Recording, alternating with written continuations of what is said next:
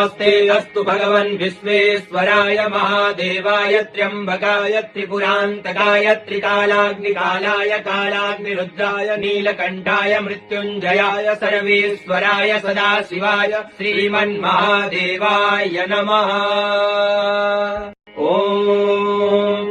नमस्ते अस्तु भगवन् विश्वेश्वराय महादेवाय त्र्यम्बकाय त्रिपुरान्तकाय त्रिकालाग्निकालाय कालाग्निरुद्राय नीलकण्ठाय मृत्युञ्जयाय सर्वेश्वराय सदाशिवाय श्रीमन्महादेवाय नमः।